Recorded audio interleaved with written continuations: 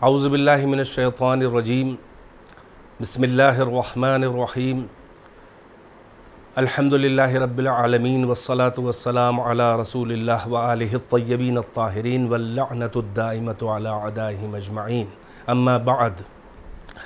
ناظرین محترم، السلام علیکم ورحمۃ اللہ وبرکاتہ۔ خدام زہرا فاؤنڈیشن کے زیر اہتمام اور انتظام تقاریر کا سلسلہ یوٹیوب چینل پر جاری ہے۔ آج کی اس مختصر سی تقریر کا موضوع ہے کہ مولائے کائنات امیر المؤمنین علی ابن ابی طالب علیہ السلام آپ کی جو مظلومانہ شہادت ہوئی، آپ کی شہادت اور آپ کے قتل میں بظاہر تو خوارج کا ہاتھ ہے، مگر سوال یہ ہے کہ کیا اس میں بنی امیہ کا بھی کوئی دخل ہے؟ خاص طور سے جو مرکز بنی امیہ بنا ہوا تو زمانے میں شام، جس کا امیر وہ فقیر شام، وہ باغی و طاغی معاویہ ابن ہندہ تھا۔ دیکھیے، تاریخ بڑے جبر کے مراحل سے گزری ہے، اور یا تو حق کا انکار کیا گیا یا حق و باطل کو ایسا ملا کے ملتبس کر کے مخلوط کر کے ایسا مشابہ کر کے پیش کیا گیا۔ کو معلوم ہے، یہ تو سامنے کی بات ہے کہ خوارج کے جو صفین میں مولائے کائنات کے ساتھ تھے، وہ حب علی میں مولائے کائنات کے ساتھ نہیں تھے بلکہ بغض معاویہ میں تھے۔ یہ بہت ٹیکنیکل اور بہت نفسیاتی بات ہے اور تاریخی حقیقت ہے کہ حب علی میں نہ جمل میں لوگ مولائے کائنات کے ساتھ حب علی میں تھے، نہ صفین میں حب علی میں تھے۔ خاص طور سے خوارج جو تھے وہ حب علی میں نہیں تھے علی کے ساتھ بلکہ بغض معاویہ میں تھے۔ ان کے اپنے سیاسی ایشو تھے معاویہ سے، اور معاویہ کی جو بے دینی تھی وہ خشک مقدس تھے۔ خوارج وہ بظاہر بہت دیندار تھے، بڑے صوم و صلاۃ، نماز و روزے والے تھے، تو معاویہ تو ان کو بالکل کافر لگتا تھا، واجب القتل لگتا تھا، اسی لیے علی کے ساتھ آئے۔ اکثریت مولائے کائنات کے ساتھ جو ہے وہ وہی والی ہے کہ جو چوتھے نمبر کا خلیفہ سمجھ کے، جمل میں بھی اور صفین میں بھی، وہ ایک دوسرا موضوع ہے۔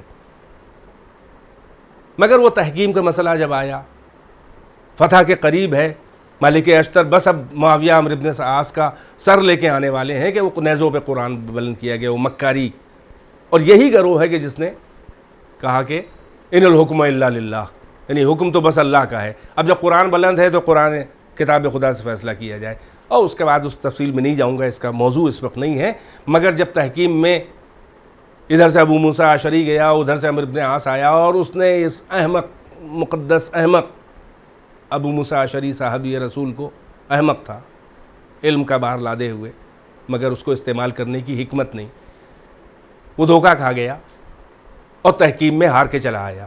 تو خوارج جنہوں نے اصرار کیا تھا کتاب خدا سے فیصلہ ہو، مگر جب اب معاویہ کے حق میں فیصلہ ہو گیا سیاسی اعتبار سے دھوکہ دے کر، تو اب وہ پھر حضرت علی کے خلاف ہو گئے کہ آپ نے یہ کیا کیا، آپ نے تو ہے وہ کتاب خدا کے خلاف فیصلہ کر دیا۔ بہرحال مولائے کائنات سمجھاتے رہے اور وہ مخالف ہو گئے، اور پھر انہی کے ساتھ تیسری جنگ نہروان ہوئی اور مولائے کائنات نے سب کو کاٹ دیا۔ انہی کے جو باقیات تھے، جو خاکستر بغاوت میں جو دبی ہوئی چنگاریاں، جو موافق و سازگار ہوا کے انتظار میں تھیں کہ کب یہ چنگاریاں انگارہ بنیں اور کب یہ شرر شعلوں میں تبدیل ہو جائیں، یہ باقیات خوارج جو تھے، انہوں نے بظاہر یہ منصوبہ بنایا۔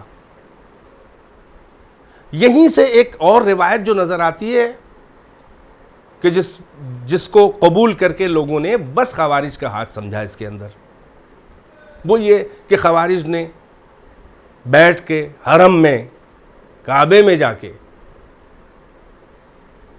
ایک میٹنگ کی خفیہ، اور اس میں 3 لوگوں کو ٹارگٹ بنانے کا فیصلہ کیا کہ فتنہ انہی کی وجہ سے ہے۔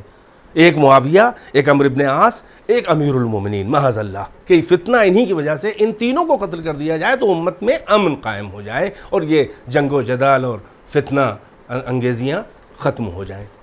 یہ روایت ہے اہل سنت کے یہاں ملے گی آپ کو، جبکہ یہ قابل قبول نہیں ہے، یہ گڑھی گئی ہے اسی بنی امیہ کی سازش کو چھپانے کے لیے، جبکہ یہ جھوٹ ہے۔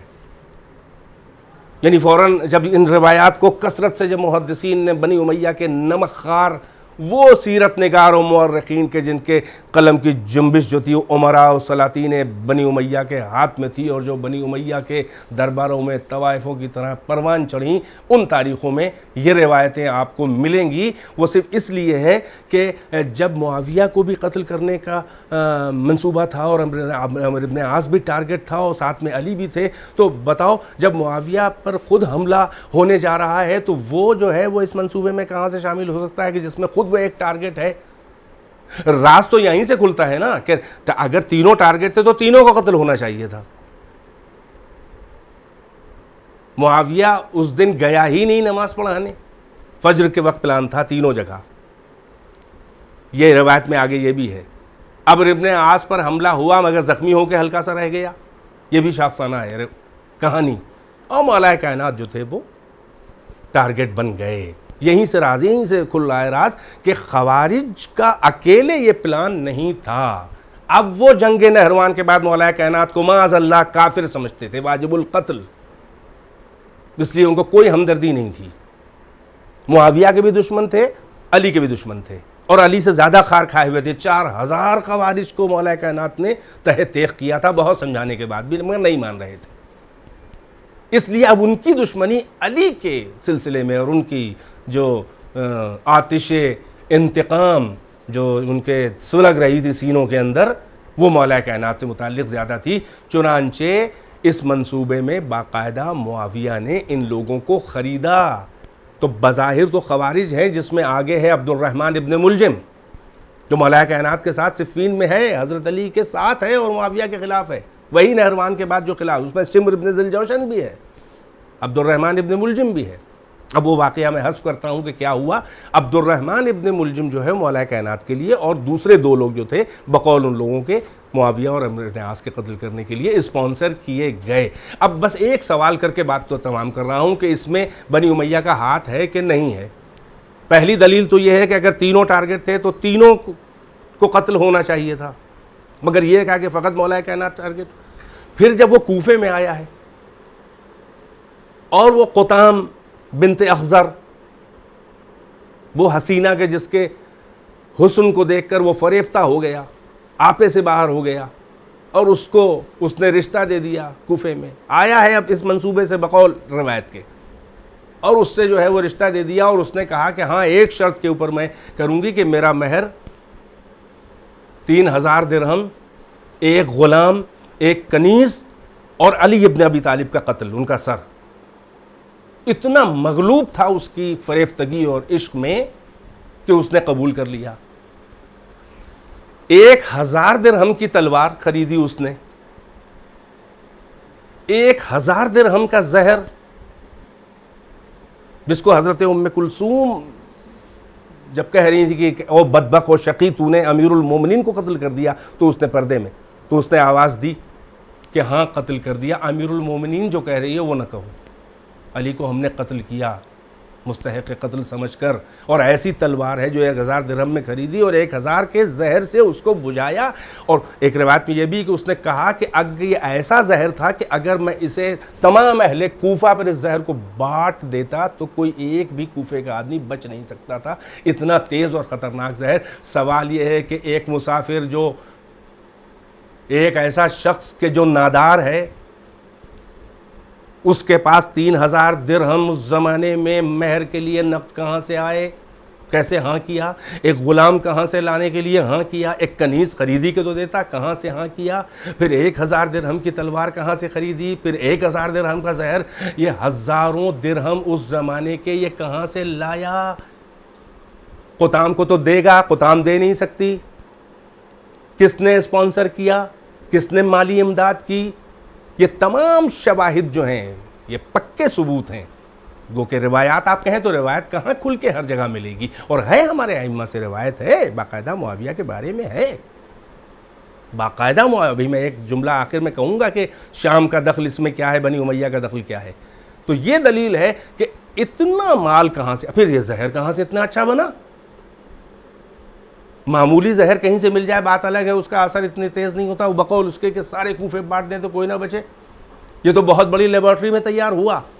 اب آپ تاریخ جا کے پڑھیے کہ دربار شام میں بنی امیہ یعنی معاویہ کے دربار میں، اس کی حکومت میں بڑے بڑے عیسائی اطباء بھی تھے جو ایکسپیریمنٹ کیا کرتے تھے. یہ دربار شام میں معاویہ کے زیر نگرانی زہر طبیب عیسائی نے تیار کیا اور یہ وہاں سے بھیجا گیا، مال بھی وہیں سے آیا، زہر بھی وہیں سے آیا. یہ ہے انوالومنٹ جو انڈر کور ہے.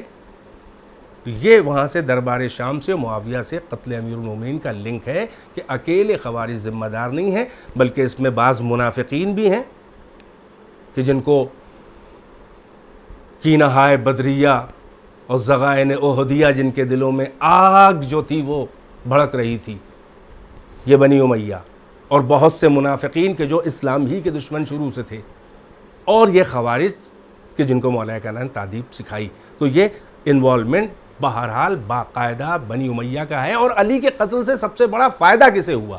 اس کو تو معلوم تھا کہ ہم پکڑے جائیں گے. زیادہ تر تو یہی امکان تھا کہ بچ نہیں سکتے، کیونکہ کوفہ دارالحکومت مولا کائنات کے شیعہ ہیں.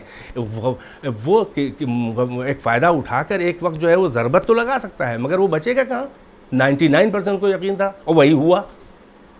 تو نہ دلہن نہ قطام نہ مہر، کچھ نہیں، بات ہی ختم ہو گئی، پکڑا گیا. اس کے مطلب یہ ہے کہ اس کو بغض تھا، اور بغض معاویہ کو بھی تھا، اور وہاں سے اس کو اسپانسر کیا گیا، اور اس نے اپنی جان پہ کھیل کے یہ اتنا بڑا شقاوت کا کام کیا. بہرحال اختتام کلام میں ایک جملہ بنی امیہ سے لنک یہاں سے ثابت ہوتا ہے کہ جب دربار یزید میں خاندان عصمت و طہارت کی مخدرات عصمت جب دربار یزید میں گئی ہیں، تو اس وقت جو اشعار پڑھے گئے ہیں، اس وقت جو بنی امیہ کے نمکخاروں نے وہاں پہ کھڑے ہو کے، اس میں ایک شعر کا مفہوم یہیں سے شروع ہوتا ہے کہ قتلنا علی و بنی ہے.